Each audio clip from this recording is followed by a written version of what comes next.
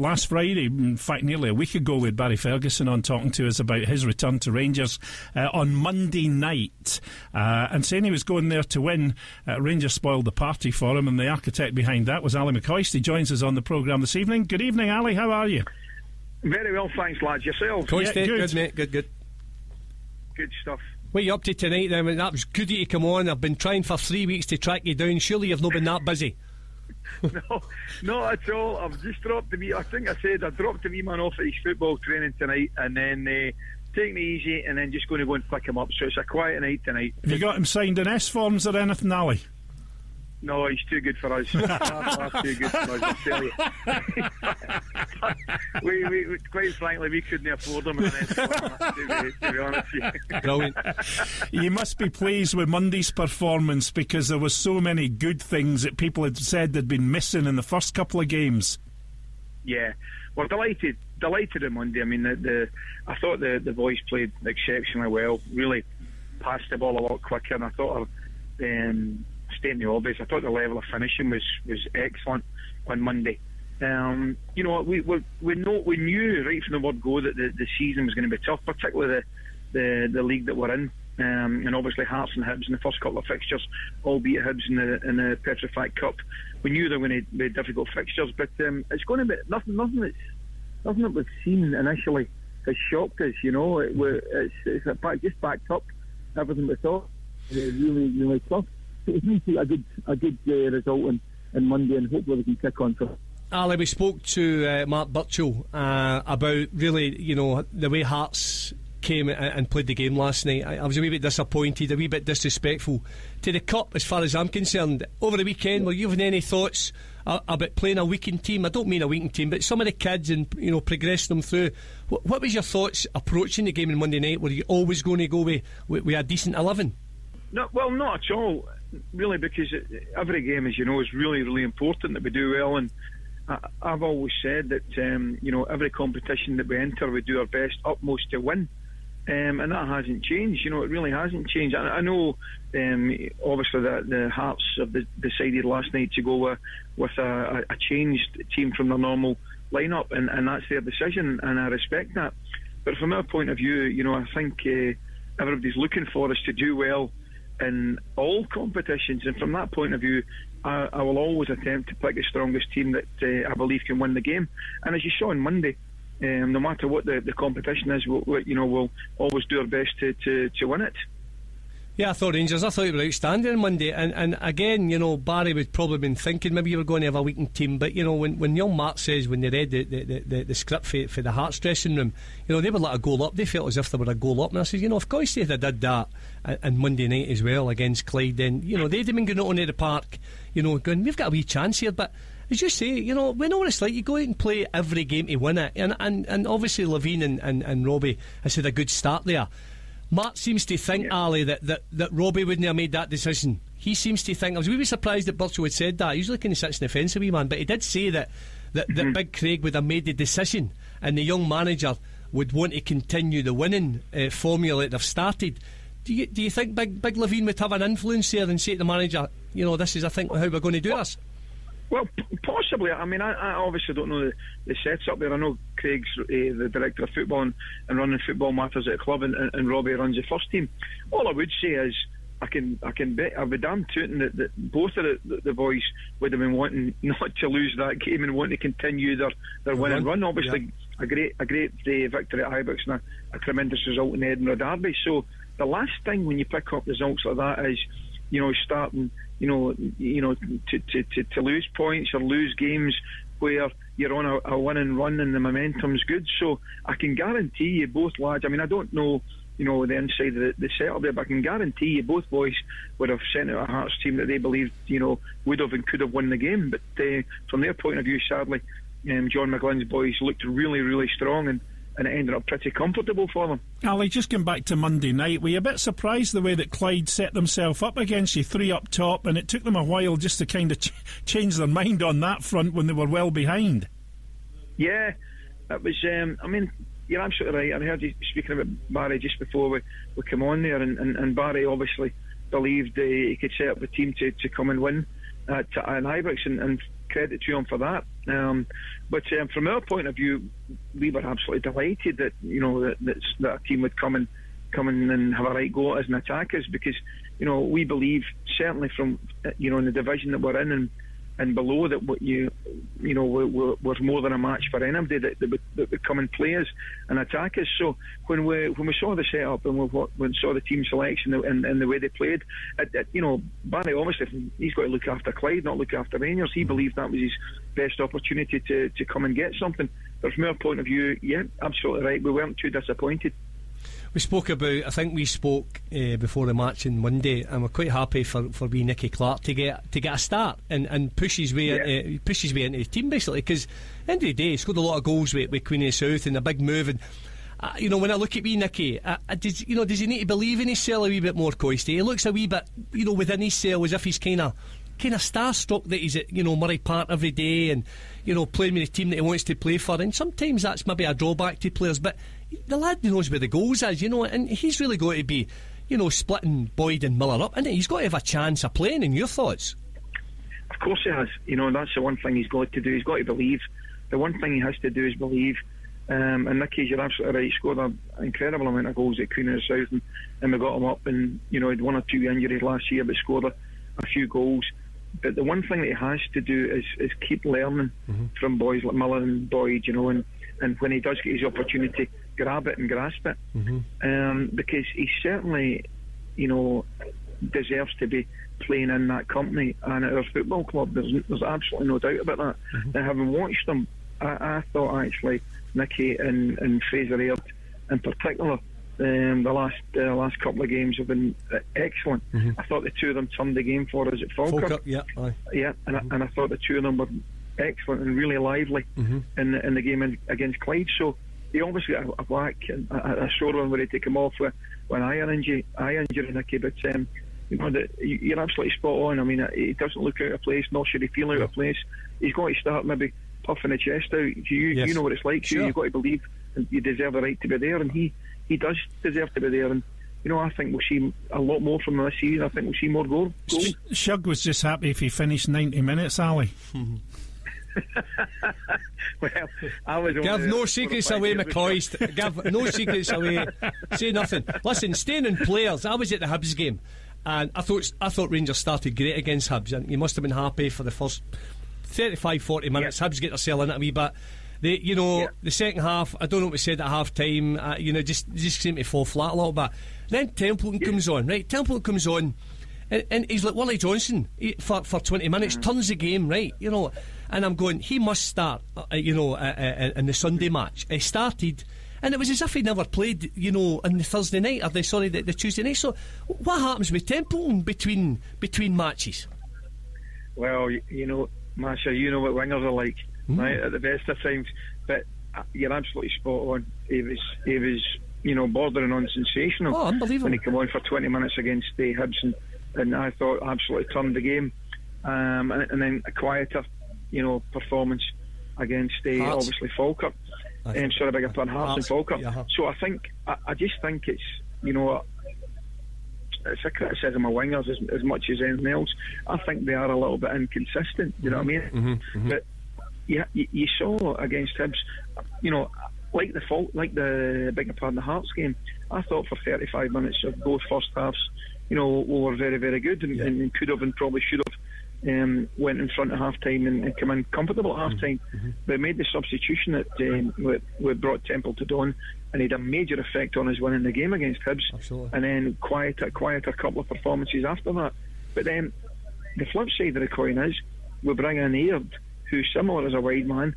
He is excellent when he comes on against Falkirk. He was terrific against Clyde. So the one thing that we're trying to get at the club is competition for places. Right. And these boys have to realise that if they don't perform, then they won't be on the team. It's as simple as that, because competition for places is great at any club, and you have to be put under pressure to perform. And that's one of the things that we're trying to establish at the club. Ali, one of the things you must have been happy about on Monday was the amount of movement in the midfield, because Hugh and I had been saying that it looked in the first couple of games just a wee bit rigid, and they weren't expressing themselves in the way that they can and should. Yet on Monday night that was totally different. Oh, absolutely. I mean, I thought Lewis McLeod in particular was excellent. Once he broke the line of the Clyde midfield, Nicky Law, has obviously scored important goals for us already this season. Scored against Hibs Hearts, and I think he's still claiming that one against Falkirk. Though Nicky Clark. Was it a goal? Wasn't it? Did he get it, Ali? Did he get that goal? Nicky Clark for me all day. You're not going to go against the striker. You're not going to expect me to go against a striker scoring from half a yard. Come on, gentlemen. But I think you're absolutely right. Add to that with Lee McCulloch, who had two fantastic strikes. Oh, brilliant strikes! Absolutely. You take McLeod's goals into and Law's goals. The midfield has chipped in with 6 or 7 goals already this season. There was certainly more movement going forward from them. On Monday night against Clyde, and we'll certainly be looking for that the next 2 or 3 games. At the same time, we have to guard it, and not throw total caution when and throw them all forward at one time. There has to be a little bit of cover, indeed, for the centre backs. But no, we were delighted, particularly Lewis, once he broke the line of the Clyde midfield. Middle two, going to give you a hard time about the middle two, right? And I think you'll take this from me, right? You'll take this, obviously. A wee bit of constructive criticism for the Burnsy boy, right? I see Ian Black and Nicky in the middle of the park being similar players, right? Yeah. Why is there no more of a footballer in there, Coisty? Now, I'm not having a go or nothing. I'm only asking you. I see more of, can me Lewis no play in with one of the lads there? Why do you need for me? Of course you could. Two holding midfield players in there? Why have you not got a footballer in there? Well, I would disagree entirely. I mean, I think Black's a football player also. Yeah, but I don't have Nicky Lawden as a holding midfield player. Right. To be honest, I think the one criticism is probably valid that you made previously, and I'm making just now is, Nicky Law probably hasn't got as forward as we would have hoped. Mm-hmm. As I said, he scored goals against Hibs, scored against Hearts. He's unlucky not to score a goal against Falkirk, but he has been possibly playing a little bit deeper than we would have liked. Mm-hmm. So he's definitely, in our opinion, far more effective going forward into areas where he can score and create. Right. Black, on the other hand, Ian's been fantastic for his guys. He really has. I mean, he is one solid guy that turns up for his work. He's one of these boys. He's old school. Hugh, you'll know what I mean. Mm-hmm. There's probably 70% of the season last year he shouldn't have played with injury, but he turns up, he's fine, he wants to play, he wants to pull on the jersey, and that's great, because we need boys that turn up, no matter what. He's done that for us. He isn't the type of player that will go forward and get his goals, but he'll sit and protect and make his passes. Lewis, getting back to Lewis, will, in my opinion, eventually turn into a sensational central midfield player. Yeah. Now, we are getting accused is the wrong word, but obviously people voicing opinions, which they're absolutely entitled to do, about us playing Lewis in a wide position. Mm-hmm. We're actually not attempting to play him in a wide position. If you notice, if we play 4 across the middle, one of them will be Aird and one of them could possibly be Templeton, who will play wider. So we play Lewis tucked in rather than out and 4. Obviously Aird and Templeton are wider players. So if we play a 4, we'll play with one of them wider and tucked in. We feel preferably in the left hand side, where he can link up with Lee Wallace, who will go outside him more often than not. But I don't have any doubt, and I take everybody's point, we have to get a balance of a team on a part that we feel win his games and do well for us. But I do not have any doubt that Lewis McLeod will eventually become a central exceptional central midfielder. I was a wee bit disappointed. I know the lad signed with another team now. When young Scott Allen came back up the road, and I knew that he was desperate to sign for the Rangers first time round. Yeah. I know his dad very well, and he's a good Rangers man. He's Shuggy, Rangers are in for my boy. And when I watched the lad, I just thought he was different class. Dundee United went down to work under Hodgson. And Tom Miller had told us when Tom came on and said that you were bringing him up and you were looking at him at Murray Park. For me, quality footballer and a young lad that I thought, again, given a second chance, would have been showed enough to you to want to sign him. Again, he's with Hibs now, and why did that not come to fruition? Well, we, as you know, I met Scott's dad. Actually, sat down with Scott's dad beforehand. We were desperate to get Scott. Yeah, I knew. And then, for one reason or another, they headed down south, and perhaps things didn't 100% the way that Scott and his dad would have wanted. Yeah. Obviously, when the opportunity arose for him to come back up, we were interested. But then at that particular time, we're attempting to balance budgets and look at players, look at areas that we definitely need players. And basically, it just wasn't a priority for you, Ali. I'm not saying for a minute that Scott was not a player we're looking at and would have liked, but as you're probably well aware, our circumstances have changed massively at the club in terms of budgets and getting players in and what we can and cannot do. And we just felt at that particular time we had greater needs elsewhere in the team. Obviously we brought in a couple of centre backs and 2 forwards as well, and we just felt at that particular time that need was greater. But listen, as you know, I was a big fan of Scott, spoke to Scott's dad, and in an ideal world, perhaps even the last time he would have come to Rangers. Yes. Can I ask you about Chris Boyd, Ali? Because Davy McKinnon's in here with me on a Tuesday, and Davy was saying he was slide tackle. Hey, come on now. Slides into the studio with a Tonto. Remember running out like Tonto with a hat? Remember that, Coisty? Skip him onto the park like Tonto. Only player I ever played with that studs in his backside. That's brilliant. Do you know the first thing? Burnsy said to me when he knew Davy was coming on? He says, "Has he still got that hair?" What was he like? He's fantastic. I mean, that wasn't a head of hair. That was officially a crash helmet that he had for many years. But no, he was an absolutely brilliant boy, and obviously still is. I think I saw Davy about 3 or 4 months ago. He was in to see smashing. He's on me as one night a week. He's usually in with me on a Tuesday, Ali, and he was saying to me that he was at Kilmarnock as chief exec when Chris Boyd was there, and he said that he sees such a difference in Chris Boyd, just in his general body language, his demeanour. 100%. Let me ask you the difference between the first Chris Boyd at Ibrox and the new Chris Boyd at Ibrox. The biggest difference is, he's like correct.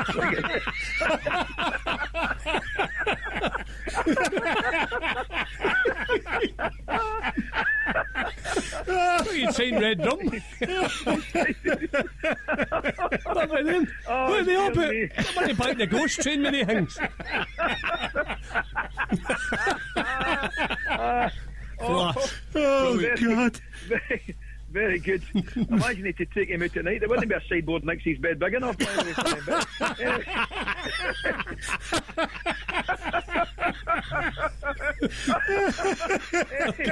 Anyway, sadly, boys, the biggest difference isn't his teeth. The biggest difference is just Chris himself, and it happens to, in my opinion, it happens to everybody. He's learned the game. He's happier. He seems very, very much happier in himself and content with his life, which is, and it's fantastic. It's great to see. He works. I've got to tell you, he works as he always has done. He works incredibly hard in training. He wants to finish, wants to stay behind, work on his finishing, and he's now enjoying his coaching as well, which is another aspect that probably a lot of people enjoy. He's doing a little bit of coaching, so there's been a massive change in Chris, the person, which is brilliant. And as I say, he just looks to me as though he's in a good place in his life, and it's great to see. And obviously, we're very, very hopeful that his hat-trick against Clyde will kick him on, because it will do.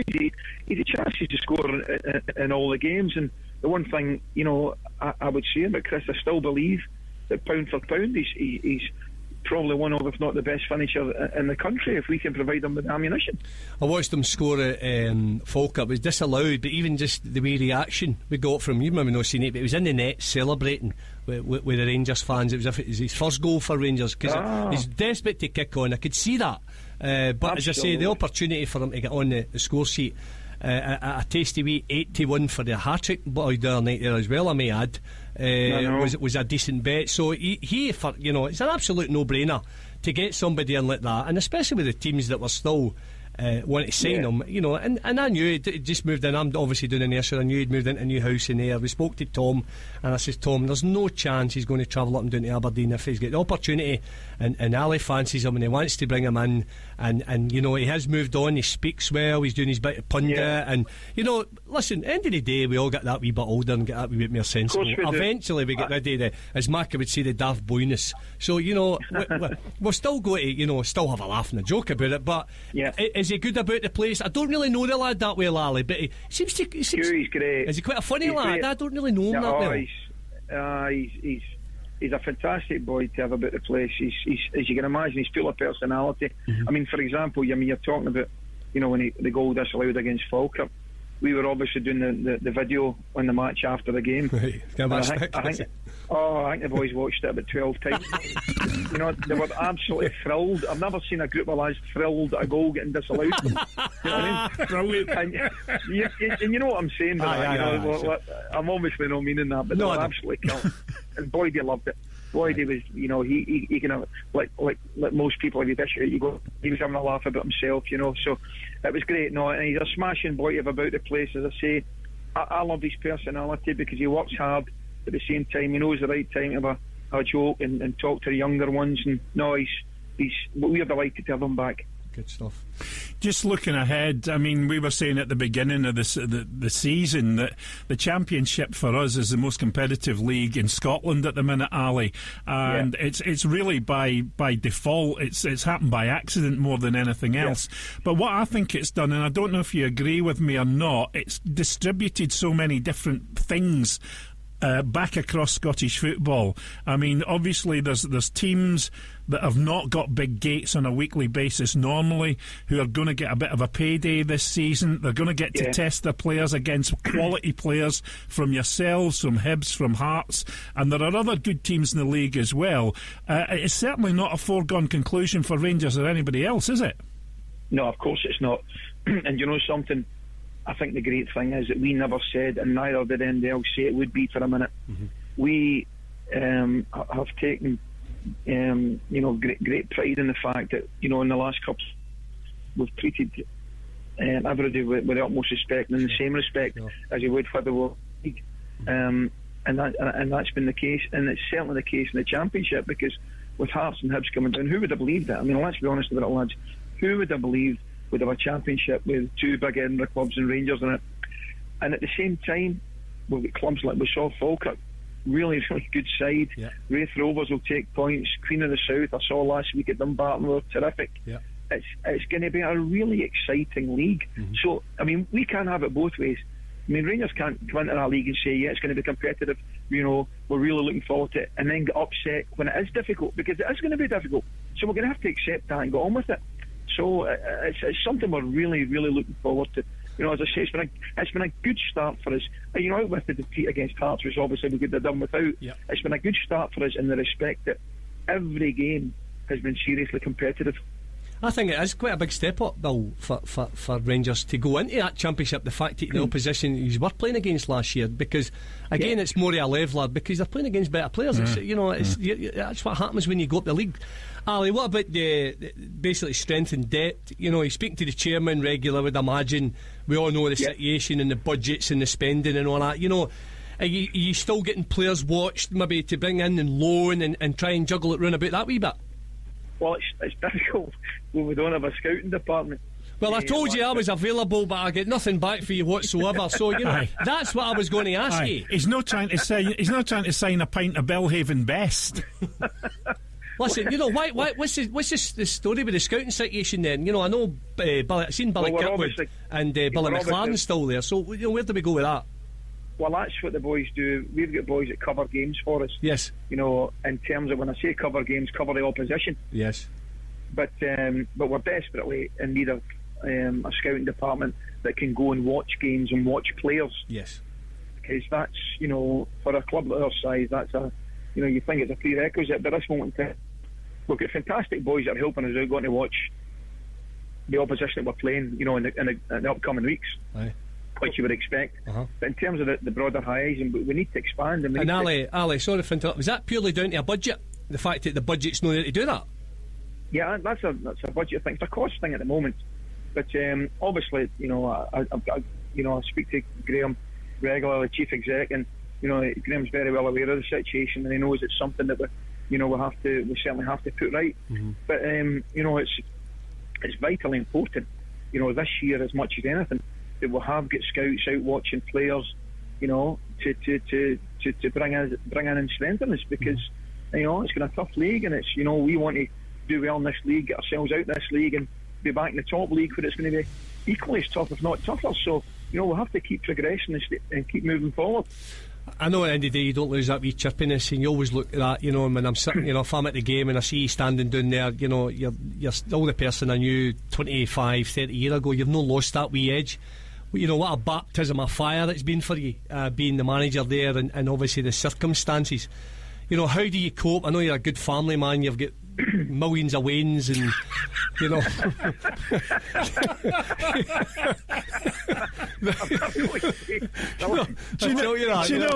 what? We wait for. I look this morning, I've only got 5. To be fair, we wait for weeks to get Ali McCoist on the show. Do you think he's ever coming back after you? For me, he'll come back for me. If that was somebody else saying that to me, just hung up in it. I know the script.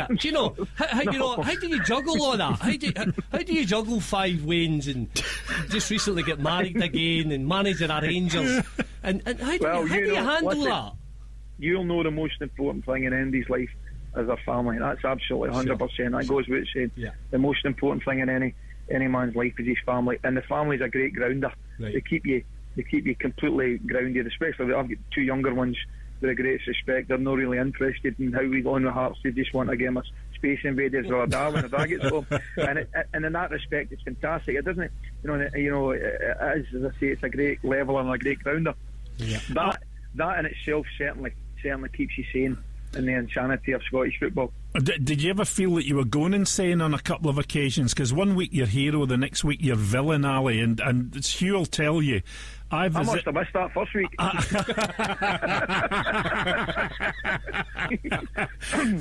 I'm not being funny or sycophantic, but Shug will tell you, I have vigorously defended the fact that your charge over the last 2 seasons is to get Rangers promoted and get them promoted again this season. I find it difficult to understand where Rangers fans are coming from with the criticism. OK, they want to see nice, attractive football, they want to see top players. Everybody understands that, but it's not the priority surely for Rangers. The priority is to get back into the Premier League, and without, he'll tell you again, I don't do it blowing smoke at you. You've kept your end of the bargain so far. So did you get a wee bit hurt sometimes about the criticism? Excuse me. No, I think it goes with the territory. I genuinely do, and particularly when you play at Rangers, you're involved at Rangers, you're guaranteed criticism will come your way. A lot of it justified, some of it you might feel unjustified. But I don't get myself too up when we've great, good results. I don't get myself too when we've bad results. Mm-hmm. I just think, without doubt, our most important thing on the agenda is get us back to the top as quickly as possible. And by the way, see if we can do it playing some great football, that's fantastic. That's what we want. That's what we want to do, because we want to entertain. But I don't really buy it, to be honest with you, that you look around the Scottish football and there's some good games, there's some average games, and we're very much right in the thick of that. We're right in the thick of it. We're not playing outstanding. We're not playing disastrously. The same as any team really in the Championship or in top flight. I think. I don't think there's any teams that are playing outstanding football every week. And I think if you ask them, without doubt, I would say the most important thing for the team is the result. It really is. It's got to be, lads, because the bottom line, do you think for a minute, if we're playing outstanding football and we finish 4th in the league, the punters are going to say, well, I tell you what, they finished 4th, but did they not play some nice football? No, absolutely not. No, it's not. It's not going to happen, guys. But at the same time, that's not a desertion of our hopes and desires to play good football, because that's what we want to do. But I just think sometimes, possibly more so in our own team, there's an unrealistic look at us, because we've effectively lost £50 million worth of players. Pardon me, probably about 13, 14 internationals, and we've brought in guys that have done fantastically well for us in terms of getting the job done. Mm-hmm. But there've been free transfers from Hearts and Southend and places like that, and Leeds United, and they've done great. But I just think sometimes the expectation put on these guys is a little bit unfair.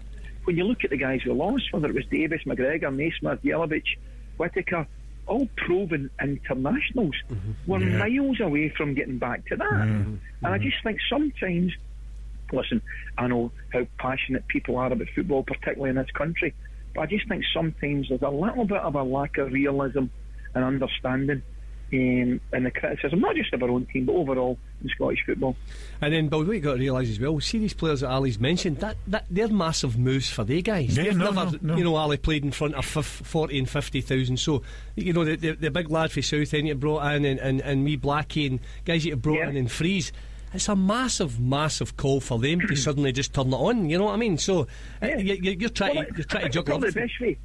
Sorry I interrupted you. No. One of the best ways, you lose Jelic and Naismith, and we're bringing in Nicky Clark, who has done fantastically well at Queen of the South and deserves an opportunity to do well at Rangers. But I think any sensible football fan would not make a comparison on these types of players at this moment in time, because it would just be unfair. Yeah, I think a lot of people, you know, have got short memories when they think about the players and the quality in Champions League football that wasn't that long ago along the road there, and suddenly what you've got to go away now and bring in and juggle it about, and you know, there's a lot of managers would fail there and still not get results. So the most, as you say, the most important thing for you and the club and the millions of fans is get them out that championship. By hook or by crook, you get them up and get them into where they belong, and the club goes on for there. But it must be very difficult for you. We speak regularly about the spending power and the buying power, and then obviously what you're telling us tonight about the scouts and things don't place just the way you want them. But the most important thing is 4:45 on a Saturday night, you get the result, you go home happy, and you kick on for there. But it can't be easy. But I've always wondered how you've basically handled all that, and you've explained to Bill that, as you say, you don't get too high but you don't get too low, and there's just a nice wee happy medium. Because I remember, Coist will remember that we all get stick as players, and he's probably getting it easier now as a manager than he did when he was a player. You know what I mean? I've got to say though, a lot of yours was justified. Well, absolutely correct. I'm trying to be nice to you there. I know you're turkey. You're giving me stick. I've got to say, you used to get stick as a player from the players. Yes, correct. I remember Jim Leishman's favourite saying. What did the big Leishman say again? He said you played well for both teams, or whatever it was. I made my debut for Dunfermline against Hearts, and Burns was an asset. That was to the Dunfermline Courier on the Monday. Burns was an asset to both sides. So that kind of sums that up. Ali, can I ask you a pointed question, and I'm sure you'll answer it as best as you possibly can. The future of Rangers, are you positive? Can you see light at the end of the tunnel as the club overall?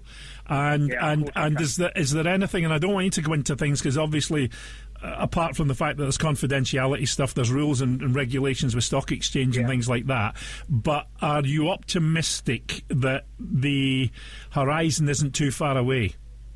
Well, listen, I'm forever optimistic. I'm really, as Hugh will tell you, I'm obviously more half full than half empty. I have a good relationship with Graham Wallace. We'll meet probably twice a week. We speak regularly on the phone. He wants the best for the football club. He's doing his best to give us and myself a squad that we can work with and hopefully get out of the division. That in itself is an absolute massive plus. It's a big plus, and I see signs that obviously in the last couple of 2 or 3 years, which have been incredibly turbulent, I see positive signs. Of course there's still signs of bits and pieces and negativity where we can improve and want to improve, and we need to get out of situations. Listen, we are miles and miles away from where we want to be, but I believe we're on the road, and I say it's going to be a long road and there'll be a lot of bumps along the road, but as long as we've got ourselves strapped in, we'll handle it fine. And for me, Bill, Ali's he's held it well. When times have been hard. Well, I'm going to interrupt you now, because we were talking about Ali being manager and being manager at this time of the club. The other night you said to me you didn't believe there was anyone better to be manager at Rangers at this time than Ali McCoist? I think Ali McCoist has been a perfect fit for the club, and knowing what the club's all about and working and a budget. You know, can you imagine if Ali had a jump ship? You know, maybe some of the players moved on as well when the budget wasn't right and they moved on, and Ali, you know, stood firm and they'll bring the club through again. You know, if Ali had moved on and they'd have brought somebody in, I've said this often, Ali, that if they'd have brought somebody in, it didn't know the club. And didn't know the players who were there, and didn't know the backroom staff and the way the club works and what the fans demand, then it could have been absolute catastrophic for that over there. Can't even get the boydie teeth in. You know what I mean? It would have been an absolute nightmare. So I've said for a long time. You have that Coistie's been a great fit. Yeah. But hey, listen, that doesn't mean to say he's been a great fit for the third or the second or the first. It's a great fit long term here, because I'm pretty sure that Ali McCoist wants to take Rangers back into the Champions League again and be standing there on a 100%. Wednesday night when the teams come down in a hint. You know, so that's just, this is not a quick fix, Bill, for Ali. This is long term, and you always get that impression with Coistie. It is long term. It's no just right, I'm in charge of now, and then, you know, if investors come in and they maybe want to add, he's basically shown them right now that he's the man for the job now, and get them up. You know, and they get themselves stable again, and it's before you know it could be Champions League football for Coistie in a few years to come, which it's always good for tickets as well. So he's all right that way. that's the dream. That's the dream. That's the target you've got to set. You know, I think probably the one thing I would say is that maybe Nick might not be up for debate. The one thing I do know, I appreciate the expectation levels at our football club. You know, which are massive. They've been massive for 140 years, and they'll continue to be massive. You know, that's the thing. So it's actually managing the expectation levels as well, which is very, very important. And the dream is we're back in the Champions League as soon as possible, and that's the target we have to set ourselves. Well, listen, I'm going to let you go because I know you've got to go and pick up the wee man. But just before you go, no pressure. A result of an online poll we've been running for the last week, where hundreds of people have voted. 70% of them say Rangers will win the championship this season. Well, I hope the 7. And I'm delighted you're going to let me go, because I need a shave now before I go and meet the wee man. I'll tell you. Hey, we can talk here, mate. I told you. Hey, listen, come on here any time, Ali. You're welcome to come on. If we can fit you in the next couple of weeks, we'll certainly be on the phone. And listen, I'll tell you what I'll say to the two of you. I'm glad I never phoned you. Well, I hope it's not been too traumatic. Anyway, listen, I'm covering the game for Eklipse on Saturday, so I'll see you down in the press room, the back of 5, and you can give one or two wee quotes. But great chat, Coistie, and brilliant for coming on. Appreciate it. Cheers, brilliant. Ali. Thanks a lot. Good man. Cheers. Good luck against Dumbarton at the weekend. Thanks very much. Cheers. Bye. Ali McCoist talking to us tonight, Rangers manager. Very frank, very honest about the whole thing, Hugh. And tell me another radio station that McCoist will speak to for 45 minutes. Had to drop your heart with a phone call at 6 o'clock at night. Got a bit of stick for it, but hey, we couldn't get him off.